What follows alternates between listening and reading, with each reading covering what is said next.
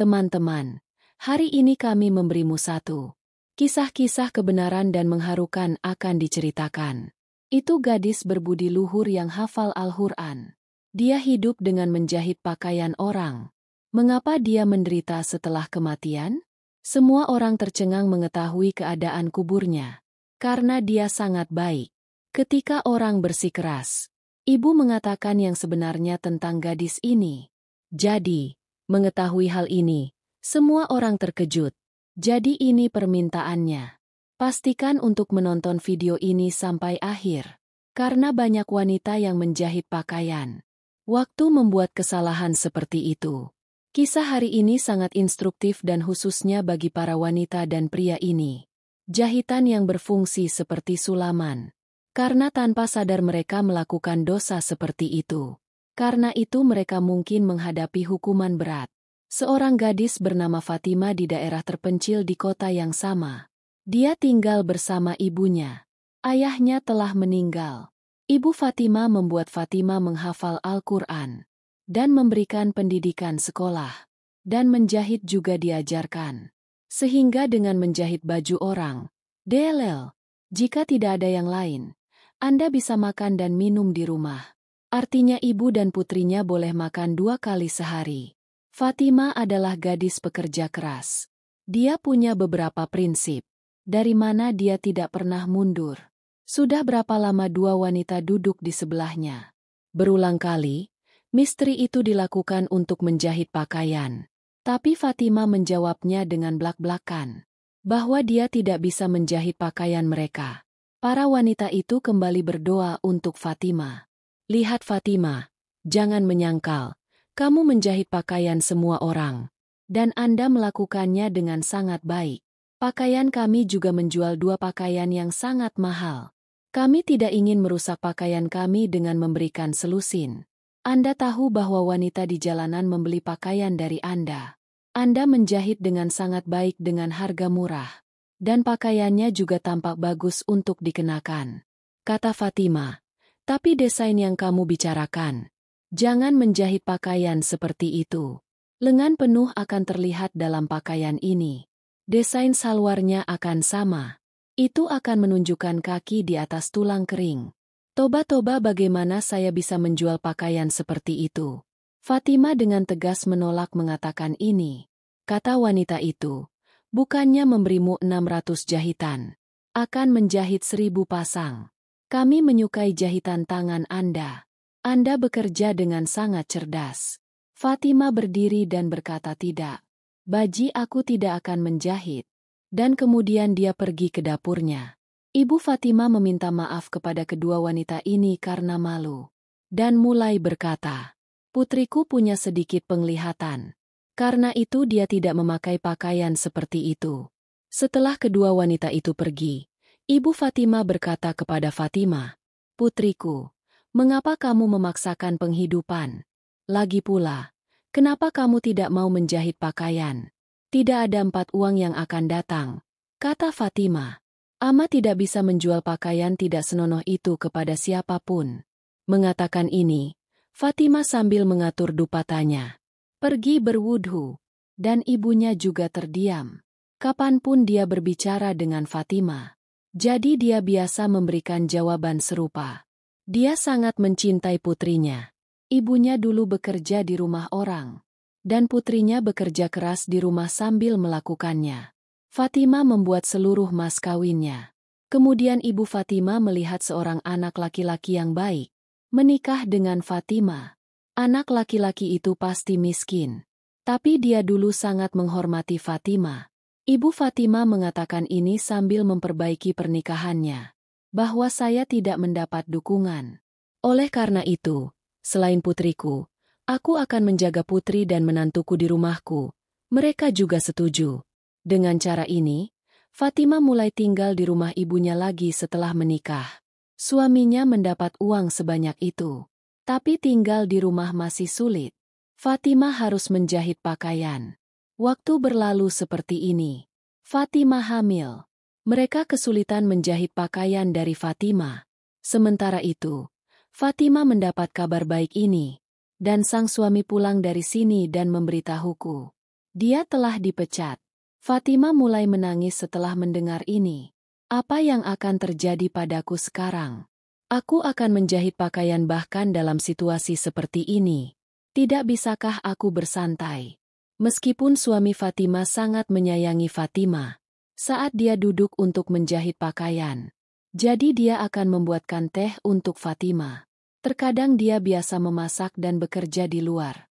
Kini Fatima sering bertengkar dengan suaminya soal pekerjaan. Dia mulai berperilaku buruk dengan suaminya dan mulai menggunakan bahasa yang buruk saat sang suami duduk untuk makan. Jadi dia akan mengatakannya dari depan. Musuh dari hasil pekerjaan. Orang malang itu akan makan dua dan bangun dan keluar. Meskipun dia juga pergi mencari pekerjaan setiap hari. Dan ini adalah kehendak Allah, bahwa dia tidak mendapatkan pekerjaan. Dengan melakukan itu, harinya akhirnya tiba, bahwa seorang anak perempuan lahir di rumah Fatima. Suami Fatima dan ibu Fatima sangat senang melihat bayi tersebut. Suami Fatima masih anak-anak. Dia dengan senang hati membagikan permen dari rumah ke rumah. Sementara itu, suami Fatima mendapat kabar gembira akan kelahiran bayi perempuan. Dan pekerjaan suami Fatima pun dimulai. Di mana suami Fatima mendapat pekerjaan, kontraktornya sangat ketat, berperilaku kasar terhadap para pekerja. Dia sangat menyukai pekerjaan. Orang-orang bekerja untuknya di bawah tekanan. Dan seringkali dia menganiaya para pekerja. Sementara itu, rumah Fatima semakin sulit. Saat putrinya sudah besar nanti. Jadi Fatima memulai syaratnya lagi. Agar biaya putrinya bisa tercukupi.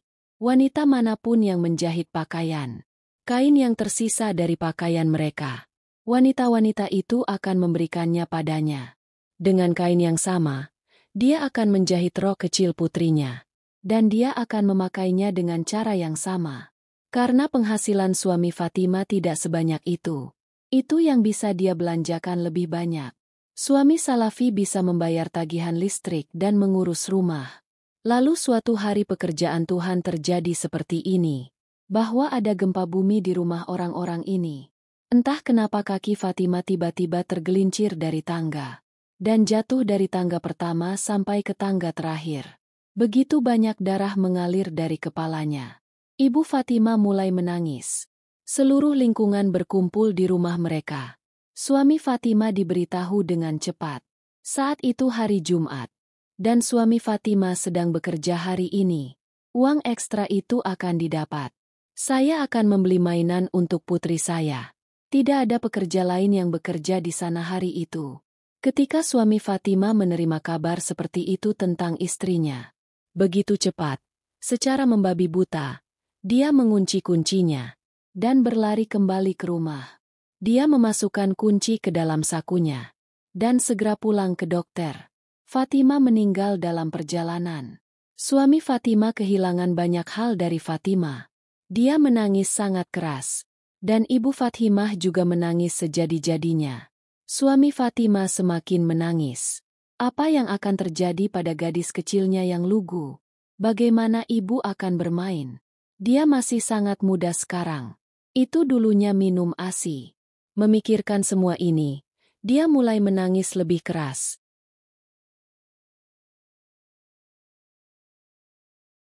Semua orang mulai menyesali kematian mendadak Fatima. Siapa yang tahu? Seorang gadis muda akan pergi dengan tenang di masa mudanya. Semua orang biasa bernyanyi tentang kebaikan Fatima. Semua orang tahu betapa baik dan perhatiannya dia kepada semua orang. Semua orang mengaguminya. Ibu dan suami Fatima berada dalam situasi yang buruk. Mereka berdua diliputi kesedihan.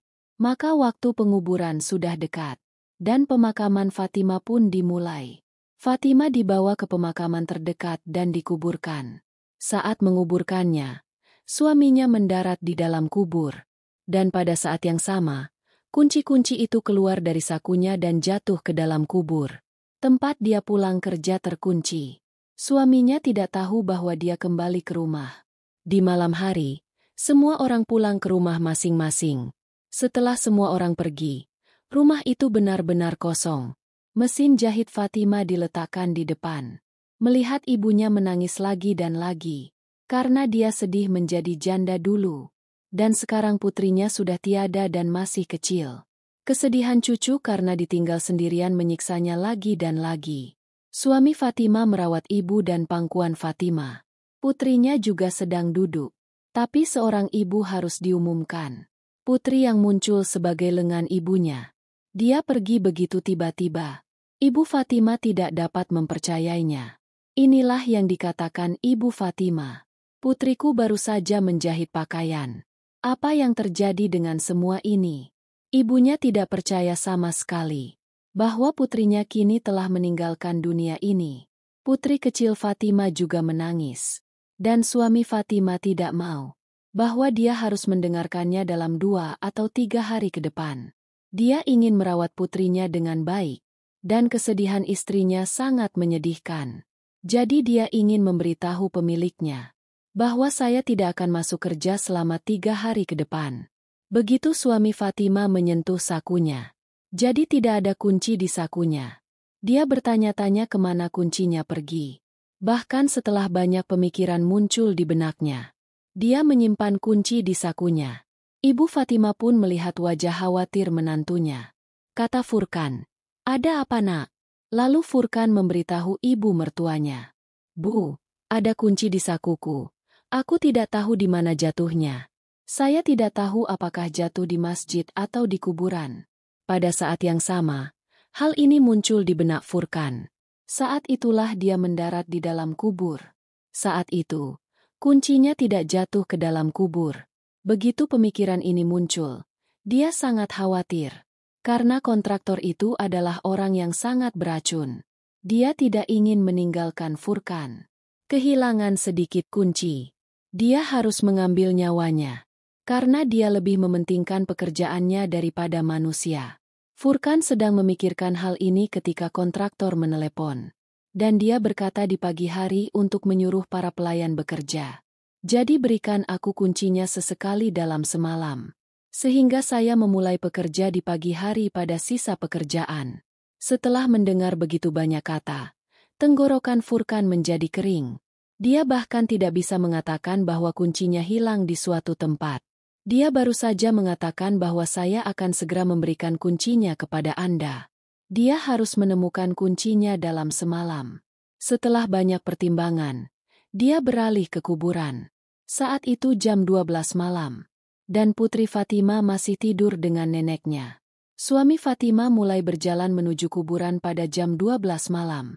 Hatinya panik. Dia sangat khawatir sekaligus takut. Dia belum pernah datang ke kuburan pada malam seperti itu sebelumnya. Itu terjadi agak jauh dari desa pemakaman. Dia tidak mengerti sama sekali apa yang harus dia lakukan.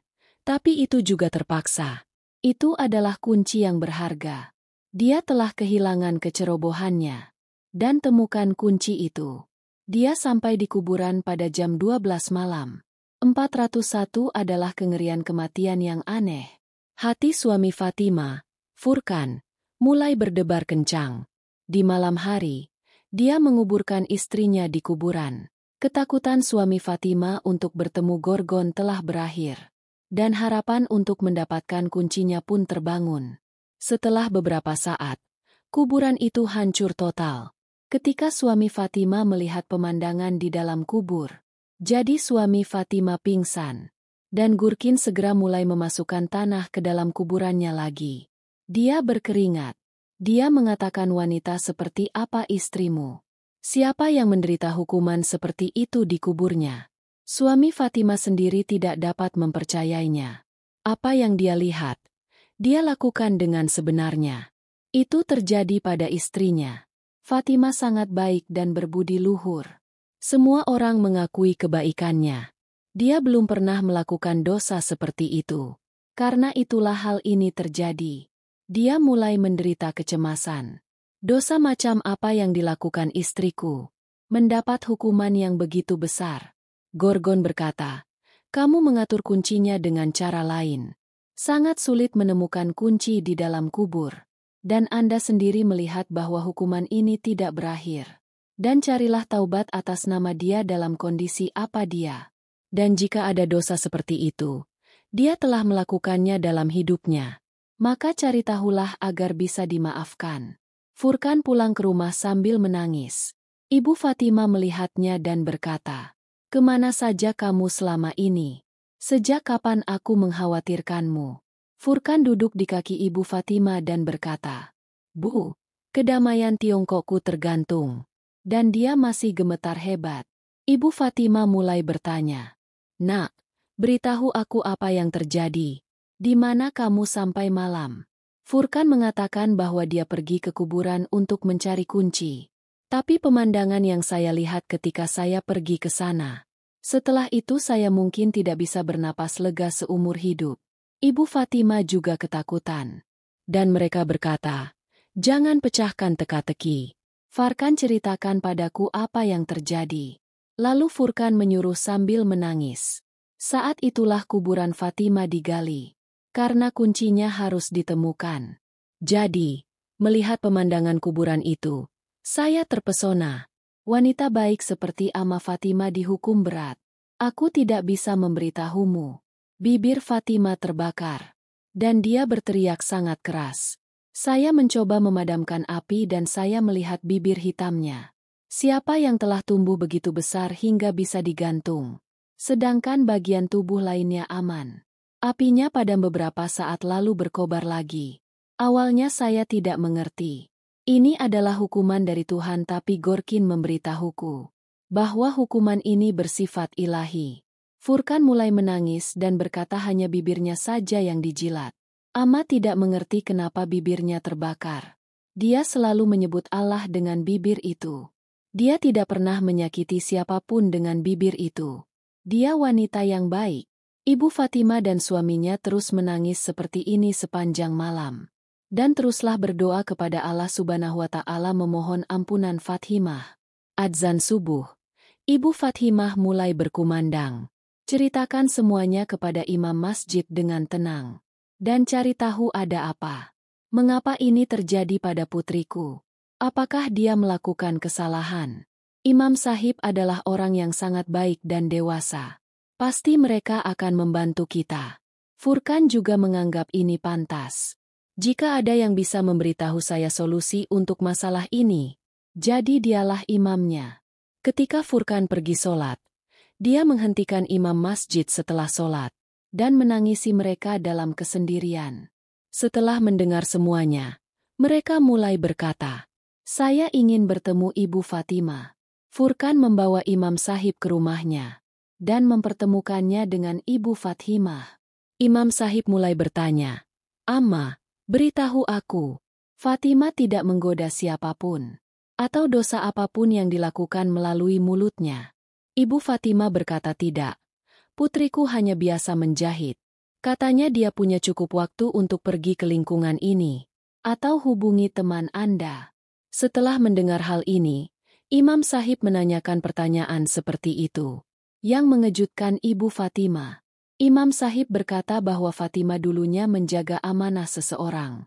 Artinya, sisa kain apapun pada sepasang lace delel. Ibu Fatimah mulai berkata, Fatimah biasa mengembalikan semua sisa pakaian dan benangnya, dan kain yang dia inginkan. Dia biasa bertanya. Imam Sahib berkata, anggaplah kesalahan seperti itu bisa terjadi, karena itu mulutnya tersiksa. Tapi tetap saja dia tanpa sadar adalah seseorang. Apa dosanya? Dalam hal perwalian, kami mempertanyakan dengan sangat ketat. Akan menghadapi jawabannya. Saya pikir ada masalah kepercayaan di sini. Karena kebaikan Putri Fatimah, saya sendiri akrab karena Imam Sahib juga mengenal Fatimah dengan baik. Fatimah menghafal Al-Quran bersama mereka. Imam Sahib berkata, Bibi masih belum punya anak perempuan. Pikirkan sesuatu yang biasa dia lakukan. Dan kebiasaan ini harusnya ada hubungannya dengan bibir Fatimah. Ibu Fatimah mulai banyak berpikir. Dan saya sangat marah dengan kebiasaannya ini. Dia biasa memutuskan benang dengan mulutnya, bukan dengan gunting. Dan benang serat itu akan mengamas di mulut atau di bibir. Saya sering melihat mulut Mobilu gerak saat menggigitnya dengan giginya. Tapi dia tidak berhenti lagi dan lagi. Dia biasa menarik mulutnya dan mematahkannya. Dan kemudian dia mengunyah benang itu dan meludahkannya. Berkali-kali saya eksilaganya bahwa bibir bisa dipotong dengan cara ini. Tapi dia sudah matang dalam kutikannya. Mendengar hal ini, Imam Sahib berkata, "Kalau begitu, hal itu bisa tadari." Hukuman ini disebabkan oleh partikel api ini. Karena ketika Fatimah meninggal. Jadi sebelum itu dia bangun dan mengurung tangga sambil menjahit pakaian. Mungkin partikel benang pada saat mata nyamannya. Anda telah bajiri celah di mulut. Dan dia terseksi oleh benang itu. Benang dengan sisa pelangang menjahit. Bahkan sebagian kecil dari kepercayaan orang ini disebutkan. Siapa yang membayar untuk menjahit pakaian? Gunakan seperti semua sisa makanan. Dan barang-barang lainnya juga harus dikembalikan. Seketnya kalian duaya mengulan ampun dengan cara seperti ini. Dan mereka yang biasa menjahit pakaian dari Fatimah. Bicaralah dengan mereka semua dan ceritakan tentang kebiasaan Fatimah. Dan minta maaf untuk itu. Mendengar hal tersebut, Ibu Fatimah sangat khawatir. Tampaknya, itu adalah hal yang sangat kecil. Namun karena ini Fatimah akan dihukum berat. Itu bahkan tidak ada dalam ilusi mereka. Kemudian Ibu Fatimah membawa semua orang ini ke rumahnya. Saya kumpulkan. Fatimah siapa yang biasa menjahit pakaian. Dan memberitahu semua orang tentang kebiasaan kecil Fatimah ini. Satukan tanganmu untuk pengampunan Fatimah. Tapi yang ini, itu bukan masalah besar. Oleh karena itu, semuanya segera memaafkan. Di mata sebagian orang, itu bahkan bukan dosa. Namun hal-hal yang sepele bagi manusia. Dia seringkali kaya raya. Sekarang masalah ini adalah masalah kepercayaan. Mungkin itu sebabnya Fatimah ditangkap. Semua orang mengetahui kebiasaan baik Fatimah. Itu sebabnya Fatimah pergi. Malam itu Ibu Fatimah berkata kepada menantunya, "Furkan dengan cepat mengetik ulang untuk Anda. Gali kuburnya dan lihat apa yang ada di dalamnya." Hukuman telah dihapus untuk itu. Ibu Fatimah ingin tahu, apa alasan sebenarnya di balik hukumannya? Apakah seutas benang kecil benar-benar membuatnya tersiksa? Malam itu Furkan pergi menemui Gorgon lagi. Dan keduanya menguburkan kuburan bersama-sama. Jadi saya melihat mayat Fatimah baik-baik saja. Dia wangi. Tidak ada lagi hukuman seperti itu. Dan kunci Furkan ada di kuburan yang sama. Furkan mempelajari trik-trik itu dari sana. Dan menutup kuburnya kembali. Dan kembali ke rumah dan menceritakan keseluruhan cerita kepada Ibu Fatimah. Dia berterima kasih kepada Tuhan. Hukuman Tuhan telah dihapus dari putrinya. Dan kemudian penduduk desa mengetahuinya. Jadi semua orang terkejut. Karena kepercayaan kepada wanita yang berbudi luhur. Harus menanggung hukumannya. Semua penduduk desa bertobat dan meminta pengampunan. Dan kemudian semua orang mencoba memperbaiki urusan mereka. Setelah hari itu, semua orang di desa menjadi sangat khawatir terhadap amanat. Seseorang punya sesuatu tentang seseorang. Jadi dia segera dikembalikan. Fatimah sudah pergi. Namun ibu dan suaminya pergi. Sedih. Dia adalah putri Fatimah dan suami Fatimah. Dan ketiga ibu itu mengingatnya sepanjang waktu. Fatimah adalah sekuntum bunga yang wanginya tersebar kemana-mana. Meskipun dia telah tiada, orang-orang tidak melupakannya sama sekali. Dia ada di hati semua orang karena sikap dan perilakunya yang baik. Aje masih hidup. Dia sekarang akan berada di tempat tinggi di surga. Dia telah menjadi budak kecil. Dia telah menderita hukumannya. Itu hanya hal kecil untuk dikatakan. Seutas benang kecil untuk mematahkan mulut. Seratnya tertinggal di mulut. Yang dikunyah dan dimuntahkan Fatimah. Namun hal ini sering terjadi pada wanita penjahit. Saya telah melihat banyak wanita mengeluarkan air liur dari mulutnya. Tapi apakah ada yang pernah berpikir seperti itu karena itu? Manusia harus menjawab di hadapan Allah. Bahkan benang kecil ini adalah bagian dari kepercayaan. Dan masalah ini akan masuk ke dalam kubur. Dan karena kecerobohan ini, hukuman Tuhan akan terjadi. Jadi video hari ini adalah untuk semua orang. Siapa yang menjahit dan menyulam? Jika Anda juga melakukan kesalahan seperti itu, jadi jangan membuat kesalahan seperti itu. Jangan hianati kepercayaan dengan thread. Kembalikan semuanya ke tombol. Teman-teman, semoga kalian suka dengan video kami hari ini. Jangan lupa like dan subscribe videonya dan share ke teman-teman kalian.